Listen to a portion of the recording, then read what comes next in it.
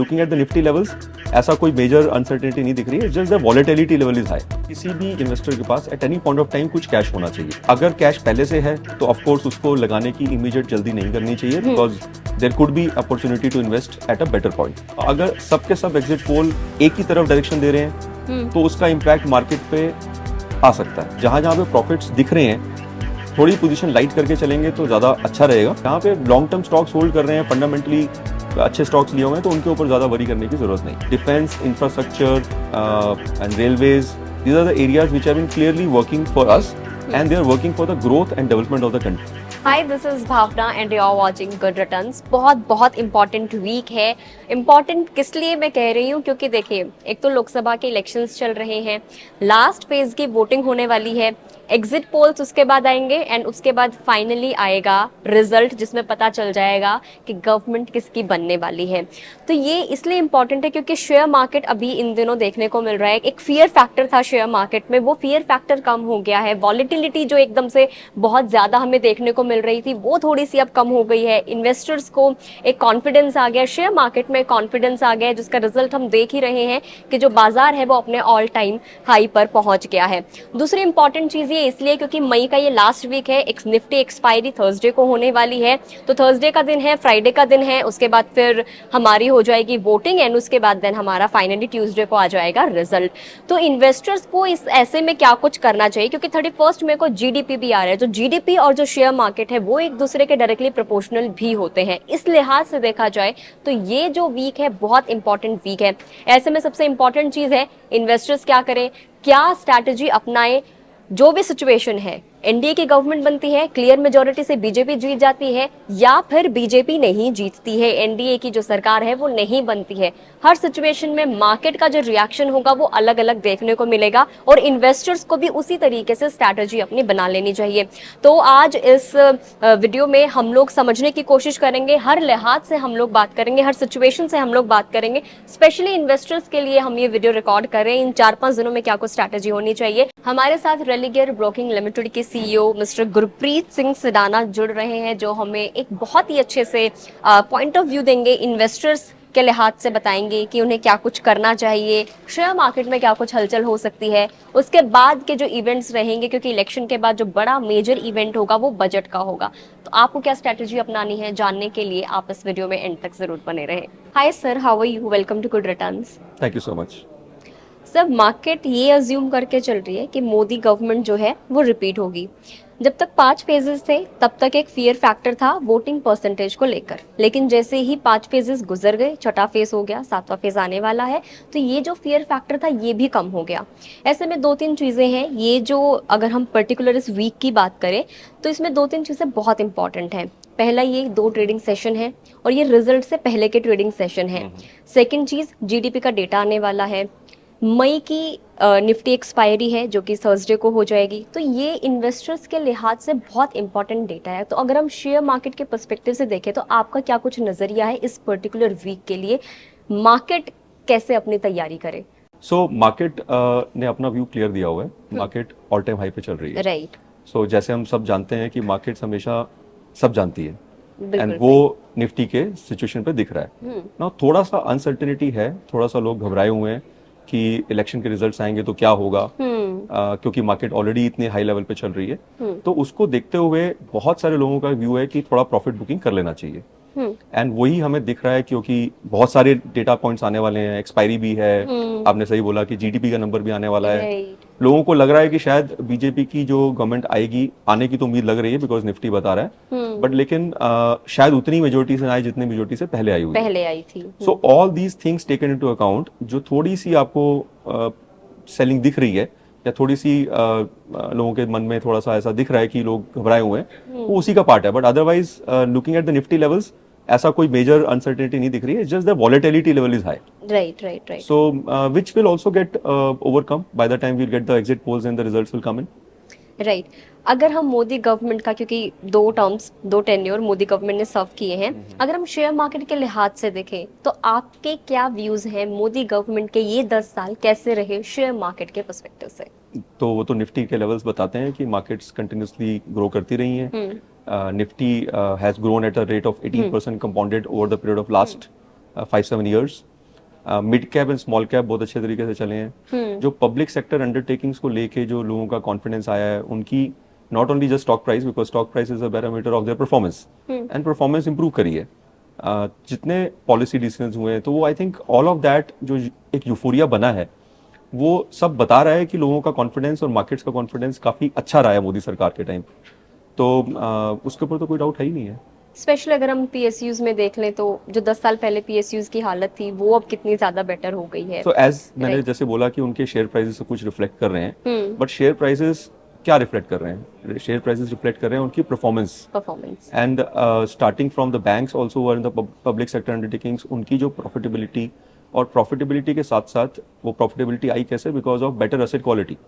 तो जो पहले बैंकिंग सेक्टर के अंदर जो पब्लिक सेक्टर अंडरटेकिंग्स को उतना प्रीमियम नहीं मिलता था, जो इतने डिस्काउंट पे रहते थे, अब वो गैप कम होता जा रहा है। And similar is the case for lot of other public sector companies which are into different other industries. So market का नजरिया उन कंपनीज को लेके काफी बेहतर है, and that is backed by the better performance. Right. Share market को वैसे भी पंडित कहा जाता है, शेयर मार्केट सब जानता है किसकी सरकार कैसे है। सर देखिए, इलेक्शन रिजल्ट मार्केट के लिए एक बहुत बड़ा इवेंट होते हैं, लेकिन कई बार क्या होता है, हम 6 महीने पहले और 6 महीने बाद किसी ऐसे मेजर इवेंट के बाद देखें तो मार्केट अपनी सामान्य चाल ही चलता है। लॉन्ग टर्म वाले जो इन्वेस्टर्स हैं उनको डरने की जरूरत नहीं होती। अब चूंकि इलेक्शन रिजल्ट का दिन है वो आने वाला है, तो आप क्या सलाह देंगे कि 4 जून के लिए इलेक्शन रिजल्ट के दिन वाले जो डे होगा उसमें अपने पास इन्वेस्टर को कुछ कैश रखना चाहिए ताकि वो उस दिन रिजल्ट डे वाले दिन डिप्लॉय कर सके? आप क्या सलाह देंगे? सो यूजुअली हमारा मानना है कि किसी भी इन्वेस्टर के पास at any point of time कुछ कैश होना चाहिए। राइट। सो अगर हम बात करें इस पर्टिकुलर इवेंट को लेके, तो अगर कैश पहले से है तो ऑफ कोर्स उसको लगाने की इमीडिएट जल्दी नहीं करनी चाहिए, because there could be opportunity to invest at a better point. Right. Now अगर कैश ऑलरेडी नहीं है, दैट मीन्स आपके पास, इन्वेस्टर्स के पास ऑलरेडी बहुत अच्छे स्टॉक्स थे और उन्होंने मौका देख के इन्वेस्टमेंट कर ली है, तो उनमें से अगर कुछ स्टॉक्स ऐसे हैं जिनके ऊपर एक अच्छा प्रॉफिट आ रहा है और उनको लगता है कि इनकी फंडामेंटल वैल्यूएशंस जिस लेवल पे वो होनी चाहिए पीक में वहां पे आ गई हैं, तो थोड़ा सा अगर प्रॉफिट बुकिंग करके 25-30% लेवल कैश पे आ जाए, तो I think that there will be not a better, it will be a better choice. इसको हम समझेंगे डे वाइज, हम लोग इसको समझेंगे जो आपने अभी थोड़ा एक्सप्लेन करा। उससे पहले मेरा एक क्वेश्चन है कि ट्रेंड ये देखने को मिलता है कि मंडे को मार्केट में थोड़ा सा करेक्शन आता है। अब आप ये देखिए, 1 जून को जब हमारा लास्ट फेज की वोटिंग होनी है तो वो है सैटरडे। एग्जिट पोल्स उसी दिन आ जाएंगे, ऑलमोस्ट क्लियर हो जाएगा एग्जिट पोल्स वाले दिन। उसका जो मार्केट पे रिएक्शन देखने को मिलेगा वो डायरेक्ट मंडे को देखने को मिलेगा। तो आपको क्या लगता है कि क्या मंडे को मार्केट कैसा रहने वाला है? यानी कि हम इलेक्शन रिजल्ट जब आएगा उससे एक दिन पहले क्या ये ट्रेंड, करेक्शन वाला ट्रेंड देखने को मिलेगा, या जिस तरीके से मार्केट ऑल टाइम हाई पर है अभी, लास्ट वीक की हम लोग बात कर रहे हैं, वो कंटिन्यू रहेगा? सो वॉलेटिलिटी इंडेक्स जो बता रहा है वो ये बता रहा है कि lot of action will be there, ये तो बात क्लियर है। लो इसका जो इम्पैक्ट है, जैसे आपने एग्जिट पोल से कनेक्ट किया, हमने कई बार देखा है कि एग्जिट पोल्स कई तरह के आते हैं, हाँ. तो एक एग्जिट पोल तो है नहीं है। ट्रू। ना अगर सबके सब एग्जिट पोल एक ही तरफ डायरेक्शन दे रहे हैं तो उसका इम्पैक्ट मार्केट पे आ सकता है। ना अगर उसमें भी वेरिएंस है तो मार्केट में also not take the impact of that. So there could be a variance and we have seen in some of the Rajya Sabha election results also कि एग्जिट पोल से जो आउटकम है वो बिल्कुल ही different आया है। सो जैसे कि हम मानते हैं और समझते हैं कि मार्केट सब जानता है, तो मार्केट ने कहीं हद तक ये डिस्काउंट करके रखा हुआ है कि मोदी गवर्नमेंट दोबारा आएगी। राइट। ना अगर वो आने के ऊपर डाउट हुआ तो वो इवेंचुअली पता 4 तारीख को ही चलेगा, जिसके ऊपर डाउट अभी मार्केट को नहीं है। ना उसका इम्पैक्ट 3 को आएगा या 4 को आएगा, मेरा व्यू है कि उसका शायद इम्पैक्ट 4 को ही आएगा, अनलेस सारे के सारे एग्जिट पोल्स इस तरफ डायरेक्शन करें कि मोदी गवर्नमेंट नहीं आने वाली है 3 तारीख को। अच्छा, आप ये मानते हैं कि 3 को उतना मेजर देखने को नहीं मिलेगा, 4 को इम्पैक्ट आएगा? मैंने बोला कि अगर सारे के सारे एग्जिट पोल्स इस तरफ डायरेक्शन देते हैं कि मोदी गवर्नमेंट नहीं आने वाली है, जो कि अभी मार्केट नहीं मान रही है, तो उसका इम्पैक्ट 3 को आना चाहिए। लेकिन अगर वहां पे भी वेरिएंस है और मार्केट ये मान के चल रही है कि मोदी गवर्नमेंट आएगी, तो उसका इम्पैक्ट शायद 3 को ना आए, फिर 4 को आएगा। 4 को तो एक्चुअल रिजल्ट से आएगा। 4, हाँ, राइट। अब चूंकि हम लोग ये जो इंटरव्यू रिकॉर्ड कर रहे हैं, वीडियो रिकॉर्ड कर रहे हैं सर के साथ, हम लोग 28 मई को कर रहे हैं। अब लोगों के पास 2 दिन का वक्त है, एक हो गया 30th का, एक हो गया 31st का, थर्सडे हो गया और फ्राइडे हो गया। तो डिफेंसिव और एग्रेसिव ट्रेडर्स को आप क्या सलाह देंगे? क्या उन्हें प्रॉफिट बुकिंग कर लेनी चाहिए इन 2 दिनों में, या फिर उनको वेट करना चाहिए 3 और 4 जून के लिए? आप क्या सजेशन देंगे ताकि जो भी इन्वेस्टर्स इस वीडियो को देख रहे हैं उनको एक सजेशन मिल जाए कि उनको एक्चुअल में क्या करना है? तो आई से कि फ्रेश पोजीशंस अभी अवॉइड करनी चाहिए, बिकॉज वॉलेटिलिटी लेवल बहुत ऊपर है। तो इस टाइम के ऊपर फ्रेश पोजीशंस लेने से पहले थोड़ा सोचना चाहिए। जहां तक रही बात जिन लोगों ने ऑलरेडी इन्वेस्ट कर रखा है या जिनकी कोई ओपन ट्रेड पोजीशंस चल रही हैं, क्योंकि इसके ऊपर सिर्फ एक यही डेटा पॉइंट नहीं है, और भी सही कई सारे डेटा पॉइंट्स हैं जो कि आने वाले हैं। एक्सपायरी भी है, जीडीपी डेटा पॉइंट भी है, और अपना काफी सारी चीजें और चल रही हैं। तो उस केस में जहां जहां पे प्रॉफिट्स दिख रहे हैं, थोड़ी पोजीशन लाइट करके चलेंगे तो ज्यादा अच्छा रहेगा। ज्यादा लिवरेज पोजीशन नहीं होनी चाहिए। जहां पे लॉन्ग टर्म स्टॉक्स होल्ड कर रहे हैं, फंडामेंटली अच्छे स्टॉक्स लिए हुए हैं, तो उनके ऊपर ज्यादा वरी करने की जरूरत नहीं है। राइट। और सबसे बड़ी चीज भी होती है शेयर मार्केट में, पेशेंस होना बहुत जरूरी है। आप धैर्य से काम लें, ज्यादा चिंता करके, तनाव करके आप आगे ना लें। सर, अगर मैं सिर्फ आपकी बात करूँ तो आपको क्या लगता है, आप किस सेक्टर्स और किस थीम के ऊपर बुलिश है? So when you ask me, you are asking me or the company view? I'm asking your views. Yeah, my view. So my view is aligned with my company view that हमें वो sectors पे ध्यान देना चाहिए जो कि देश की तरक्की के लिए काम कर रहे हैं। एंड वही थीम्स अगर आप देखोगे पिछले 4-5 साल में सबसे ज्यादा चले हैं। एंड वो I think no prizes for guessing, infrastructure is one of them. We have seen the kind of road infrastructure which has improved. we have to think of railways. We have to also think about defense. India, जहाँ पे कि most of the time we have been importing defense things. Now we have started exporting that. So defense, infrastructure, and railways, these are the areas which have been clearly working for us, and they are working for the growth and development of the country. Now, other than that, one sector which is there important for everyone is banking, because without which you cannot do anything. True. So India को देखते हुए हमारी जो basic necessities है, उनको अगर मैं एक लास्ट सेक्टर ऐड करना चाहूँ तो उसमें पावर होगा, बिकॉज इसकी हमेशा जरूरत रहेगी। तो अगर इन 4-5 सेक्टर के ऊपर दिमाग लगाएं और इंडिया की डेमोग्राफिक्स के ऊपर देखें, तो आई थिंक ये सेक्टर्स हमेशा चलते रहेंगे। एग्जिट पोल में आप मार्केट के लिए क्या कुछ रिस्क देख रहे हैं? एग्जिट पोल में रिस्क जो है वो सिर्फ और सिर्फ उतना है कि क्या बीजेपी की सरकार दोबारा आएगी या नहीं आएगी। Right. Now having said that, अगर आप पिछले 10 इलेक्शंस को निकाल के देखें तो उसमें देखेंगे कि 8 बार मार्केट इलेक्शंस के बाद भी थोड़े से गैप के बाद ऊपर ही बढ़ी है, ऊपर बढ़ गई है। तो as long as there is a political stability, जो हम मान के चल रहे हैं कि अगर बीजेपी सरकार आएगी तो पॉलिटिकल स्टेबिलिटी रहेगी। ना इसका मतलब ये नहीं है कि अगर बीजेपी सरकार नहीं आएगी तो पॉलिटिकल स्टेबिलिटी नहीं रहेगी। ना तो हमारे पास एक सिचुएशन सिर्फ वही है जहां पे कि markets will not behave in a right manner in growth phase if there is a unstable government. An unstable government can only impact the market negatively. Otherwise, if there is a stable government, the policies जितनी भी शुरू हो चुकी हैं, जितना infrastructure projects के ऊपर investment हो चुकी है, जितना ग्रोथ हम ऑलरेडी जिसके ऊपर 10 साल में काम हो चुका है, आई थिंक कोई भी स्टेबल गवर्नमेंट उसको छेड़ना नहीं चाहेगी। बिल्कुल। तो on one side we say that Modi government should come back, which we all believe that, but if there is a stable government we can expect the markets will continue to go up. Right. अब अगर हम particular 4 जून की बात करें, साफ सीधे शब्दों में समझेंगे सर, 4 जून को इन्वेस्टर्स क्या करें? 4 जून को इन्वेस्टर्स को ये देखना चाहिए कि जो स्टॉक्स मुझे अच्छे प्राइस पे अगर मिल रहे हैं, हाँ, तो उनकी वेट फर्दर नहीं करनी चाहिए कि ये और गिरेंगे, अगर गिरे तो हाँ, तो उनको खरीद लेना चाहिए।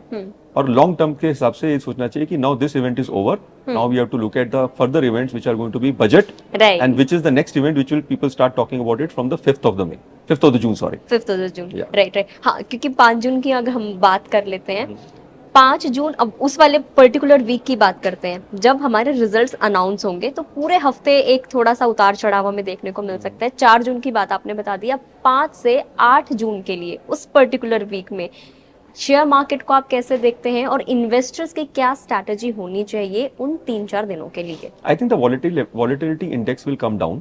आई मीन जितनी अनसर्टेनिटी है वो थोड़ी सी एक बार सेटल हो जाएगी। तो 1 या 2 दिन लग सकते हैं मार्केट को एक बारी अपने सिचुएशन को होल्ड करने में, but sooner the later people will start talking about other things which are going to come after that, and of course the big thing is going to be budget, and then the first quarter results. तो ये दोनों चीजों के ऊपर लोगों का ध्यान आ जाएगा इमीडिएटली, आई एम अज्यूमिंग कि उस केस में कि हमें क्लियर मेजोरिटी मिल जाती है और गवर्नमेंट स्टेबल आ जाती है, because then people start talking about कि अब मोदी गवर्नमेंट या कोई भी गवर्नमेंट बजट में क्या करने वाली है। बजट में क्या करेंगे? तो एक बार वॉलेटिलिटी खत्म हो गई तो then people will come back to the basics. Right.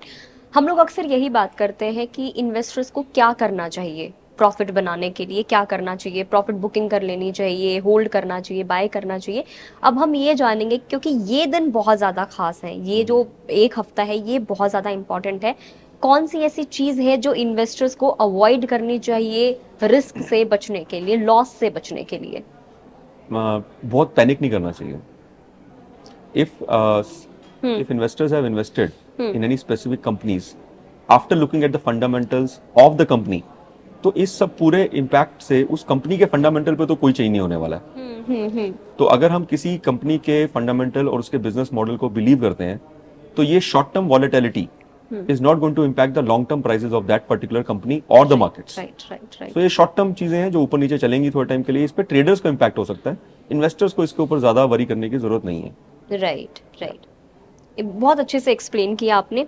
Brokerage reports भी हैं जो सामने आ रही है जिसमें बहुत सारी चीज़ें कही जा रही है। कोई कह रहा है 272 का लेवल टच होगा, कोई कह रहा है 300 पार, 400 पार तो अभी तक किसी ने नहीं बोला जो कि मोदी गवर्नमेंट की तरफ से ना रहा है, लेकिन 330 तक का जो है वो चीज़ प्रोडिक्ट की जा रही है कि इतनी सीट्स आ सकती हैं। ऐसे में जो चीज़ें सामने आ रही है वो स्पेसिफिक शेयर्स को लेकर भी सामने आ रही है और सेक्टर्स को लेकर भी सामने आ रही है। अगर मैं ब्रोकरेज फर्म्स की रिपोर्ट को आधार मानूं तो इसमें है डिफेंस, जिसकी आपने भी बात की थी, इंफ्रास्ट्रक्चर की आपने बात की थी, इसके अलावा capital goods, metal and mining, इन सारे सेक्टर्स पर सारी ब्रोकरेज फर्म्स जो है वो काफ़ी बुलिश नज़र आ रही हैं। अगर मैं आपसे चूज़ करने के लिए कहूँ सर, आप कौन से सेक्टर को चूज़ करेंगे? सो जो मेरे सेक्टर्स थे वो मैंने पहले बता दिए, जिसमें थोड़ा ओवरलैप है ब्रोकरेज रिपोर्ट्स के साथ। It may not be same like anybody else, because I mean सबकी अपने अपने चॉइसेस रहेंगी, बट अगर आप ध्यान से इसको हम दोबारा सेक्टर्स को देखें तो ये सारे सेक्टर्स कहीं ना कहीं ग्रोथ ऑफ द कंट्री के साथ लिंक्ड है, कहीं ना कहीं इंफ्रास्ट्रक्चर से लिंक्ड है, तो कहीं ना कहीं इंडिपेंडेंटली सब एक दूसरे के साथ ओवरलैप है। तो आई थिंक हमें सेक्टर्स कोई भी हो, as long as they are working for the growth of the economy, उनके अंदर जो टॉप फ्यू कंपनीज है उनके ऊपर फोकस करना चाहिए एंड अपनी इन्वेस्टमेंट्स को थोड़ा लॉन्ग टर्म के लिए रखना चाहिए। एंड शॉर्ट टर्म में ट्रेडर्स को वरी करना चाहिए, इन्वेस्टर्स को वरी नहीं करना चाहिए। इन्वेस्टर्स को जितना मैंने पिछले 10-15 दिन या एक महीने के अंदर इन्वेस्टर से बात करी है, एक हाइट ऑफ पैनिक सबके अंदर दिख रहा है। ओके। और वो हाइट ऑफ पैनिक जो है आई थिंक वो ज्यादा इसलिए है क्योंकि निफ्टी ऑल टाइम हाई पे है। लोगों को हमेशा ऊपर जाती हुई चीज लगती है कि गिरेगी, और यही अगर निफ्टी अभी 21,000 पे होता तो लोग बोलते हैं कि ये बहुत अच्छा है तो अभी खरीद लेना चाहिए। हाँ। लेकिन हम हमेशा भूल जाते हैं कि ऊपर जाता हुआ निफ्टी और भी ऊपर जा सकता है। तो there is no reason that we should think कि Nifty can not go beyond that. Nifty आज 23,000 पे है, निफ्टी 25 पे भी जाएगा और 30 पे भी जाएगा। हाँ, राइट। तो इम्पोर्टेंट वो नहीं है कि वो ऊपर क्यों जा रहा है, इम्पोर्टेंट वो है कि वहां जाके सस्टेन करता है और कब जाएगा, और वो इवेंचुअली डिपेंड करेगा कंपनीज की परफॉर्मेंस के ऊपर। राइट। अभी मोतीलाल ओसवाल की साइड से एक रिपोर्ट आई थी, उनके चीफ ने कहा था कि जो सेंसेक्स है और जो निफ्टी है वो 1.5 लाख का लेवल क्रॉस कर लेगा। उसके लिए उन्होंने अलग अलग टाइमिंग्स दी थी और उन्होंने हर सिचुएशन भी बताई थी कि अगर कुछ नेगेटिविटी आती है तो 2030 तक का टाइम लग जाएगा, 2040 तक का टाइम लग जाएगा। आपको क्या लगता है, सेंसेक्स या फिर निफ्टी में तो खैर बहुत टाइम है, 1.5 लाख का आंकड़ा कब छू लेगा? देखो, अगर मैं निफ्टी की बात करूं तो निफ्टी भी 1 लाख तक जाएगा। एंड एक दफा मैं राकेश जी की कोई स्पीच सुन रहा था और उनको किसी ने सेंसेक्स का 1 लाख का पूछा था। हाँ। आपको याद है वो? उन्होंने एक स्पीच में बोला था कि why you are thinking about Sensex, Nifty भी 1 लाख जाएगा। जाना तो इन्होंने सबने है, लेकिन इंपॉर्टेंट ये कब जाएगा, उसका आंसर किसी को नहीं पता है।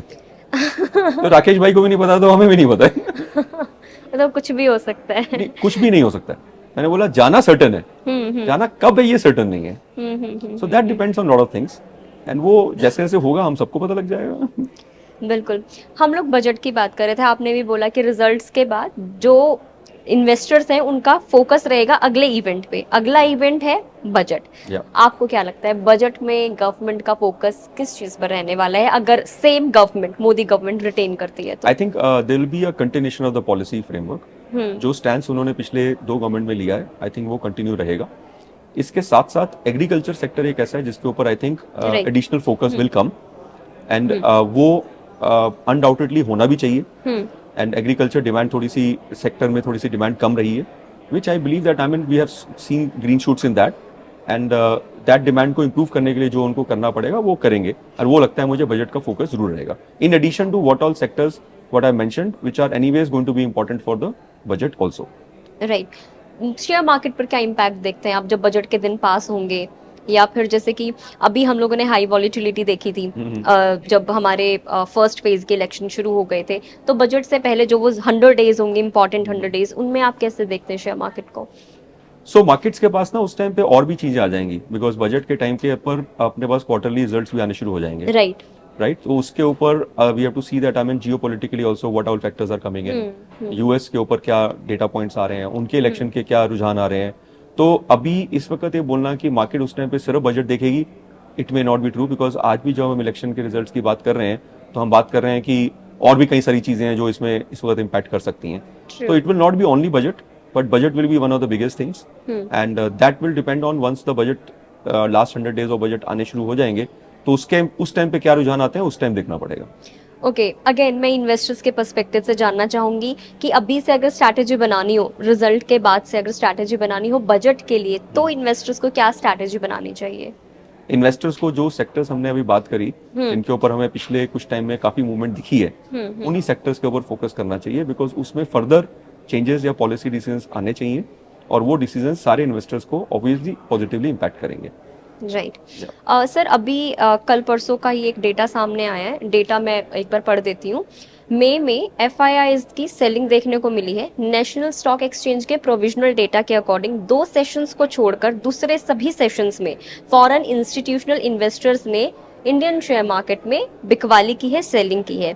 इस महीने में अब तक उन्होंने इंडियन मार्केट से $2.97 बिलियन निकाले हैं। इंडिया के बाद इंडोनेशिया है, वियतनाम है, थाईलैंड है, जहां पर एफपीआई की सबसे ज्यादा बिकवाली देखने को मिली है। लेकिन इन समय जो सबसे खास बात है वो ये है कि ताइवान में उनका सबसे ज्यादा इनफ्लो देखने को मिला है, दैट इज अराउंड $6.27 बिलियन। इसके बाद अगर हम बात करें तो मई में साउथ कोरिया, मलेशिया जैसे देशों में भी एफआईआईज का इनफ्लो रहा है। तो आप इसके पीछे क्या रीजन मानते हैं कि इंडिया में ये आउटफ्लो हो रहा है और ताइवान में इनफ्लो हो रहा है? सो आई थिंक इसको ना पर्टिकुलर किसी एक मंथ को देखते हुए हमें इसके ऊपर कोई व्यू नहीं बनाना चाहिए, okay, because FIIs continuously India में इन्वेस्ट करते रहे हैं, एंड उनके पास कोई, अगर इस लेवल की इकोनॉमी जो हमारे साइज की है देखें तो उनके पास बहुत सारी ऑप्शंस नहीं है। सो एफआईआईज ने डेफिनेटली सेलिंग करी है, and there is no reason to debate on that कि they have done the selling. There could be multiple reasons for that, they may be doing profit booking, and there is lot of uncertainty. Election results भी हो सकते हैं कि उनको लगता हो कि if there is a profit already on the table, why should not we leave it? But at the same time, India market is not entirely dependent on FIIs now. You see the kind of number of demat accounts we have, the kind of new generation investors are coming in now, and they're investing the money. So DII continuously invest करते जा रहे हैं। True. हमारा SIP का पैसा, हमारा mutual fund का पैसा, वो डेटा दिख रहा है कि continuously उसमें पैसा ऐड हो रहा है। Right. So हमारी dependency on the FII money is not that much as it was earlier. And FIIs अगर अपना profit booking XYZ reason से कर भी रहे हैं, तो they may have a reason to do that. One, it could be volatility, it could be election results, or maybe they have to show some profits over there. So they may come back to us. तो आपको लगता है कि results के बाद they will come back? What is the choice? If you look at the large economies, India is one of the better economy for them, which can give them continuous sustained growth. And अगर आप बाकी सब छोटी economies को हम छोड़ दें, तो इंडिया जैसी बड़ी इकोनॉमी अगर उनको एक ऐसा ग्रोथ दे सकती है जो बाकी अदर इकोनॉमीज नहीं दे सकती हैं, तो they can delay the investments, but they can not ignore India for any reasons. And also जितना इंडियन पॉपुलेशन खुद से इन्वेस्ट कर रही है, एफआईआईज के पास I don't think so that कोई चॉइस होएगा to not to invest in India. तो मोदी गवर्नमेंट रिटेन करे या ना करे, लेकिन वो उनकी वापसी हो सकती है, ऐसा आपको लगता है? So India is going to grow irrespective of any government, okay, as long as the government is stable. So for that reason, if there is no political uncertainty and there are no global scenarios which are impacting the growth of the capital markets, I think India is going to grow.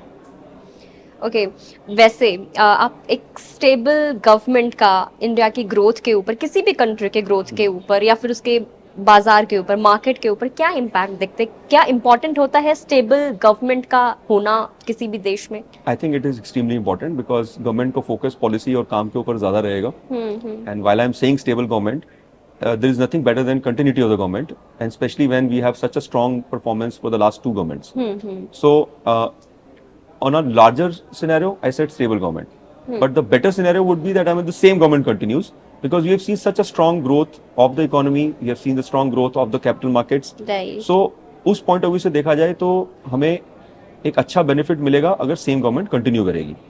ना आपका question ये था कि stable government का markets के ऊपर क्या impact होगा.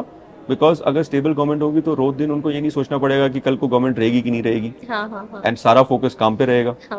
एंड पॉलिसीज कंटिन्यू चलेंगी. जो उनका इम्पैक्ट है और जो उनका परफॉर्मेंस है उनको खुद को शोकेस करना होगा.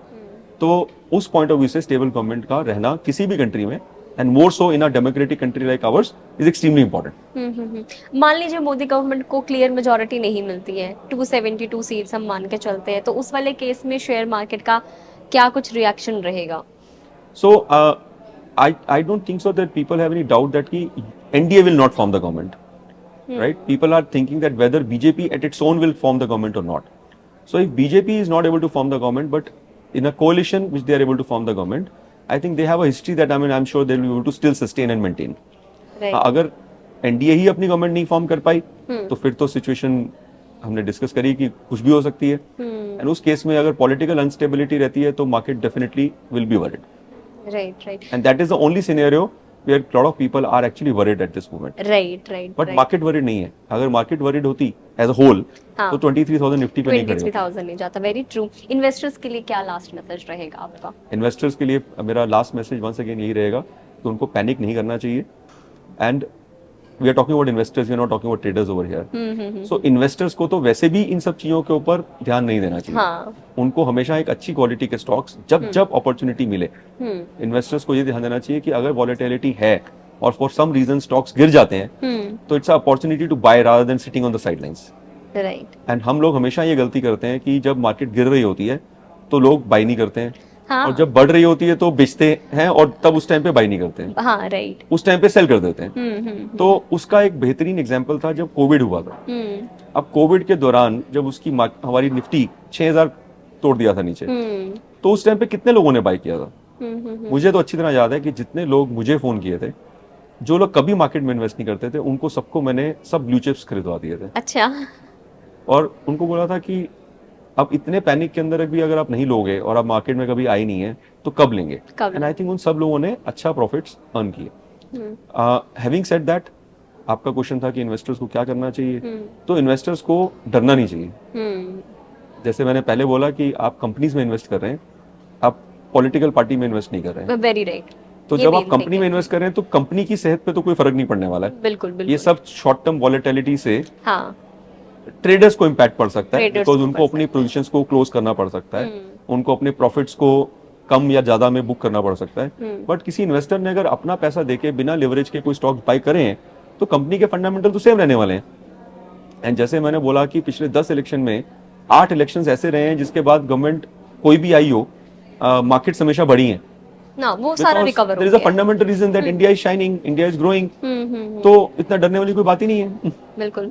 Thank you for the insight sir. Thank you for giving your time. So इस पूरी कॉन्वर्सेशन से जो इन्वेस्टर्स के लिए बात सामने निकल कर आई है वो यही है कि रिजल्ट कुछ भी हो, गवर्नमेंट किसी की भी बने, इन्वेस्टर्स को पैनिक नहीं करना है. फर्स्ट. सेकंड, पेशेंस रखना है. चाहे वो बजट हो, चाहे वो इलेक्शंस का रिजल्ट हो, कुछ भी हो, आपको पैनिक नहीं करना है. संयम के साथ आपको आगे बढ़ना है. वीडियो में इतना ही. आई होप आपको ये जानकारी बहुत पसंद आई होगी. कमेंट करके अगर आपको कोई क्वेरी है, आपका कोई क्वेश्चन है, वो आप हमसे पूछ सकते हैं. दोस्तों के साथ, जो आपके दोस्त इन्वेस्ट करते हैं शेयर मार्केट में, म्यूचुअल फंड्स में, उनके साथ इस वीडियो को जरूर शेयर करें. फेसबुक पर देख रहे हैं तो फेसबुक पेज को लाइक करना ना भूलें. और गुड रिटर्न्स के यूट्यूब चैनल पर अगर आप हमारे साथ जुड़े हुए हैं और चैनल को सब्सक्राइब नहीं किया है तो जल्दी से सब्सक्राइब कर दीजिए. Thank you for watching us.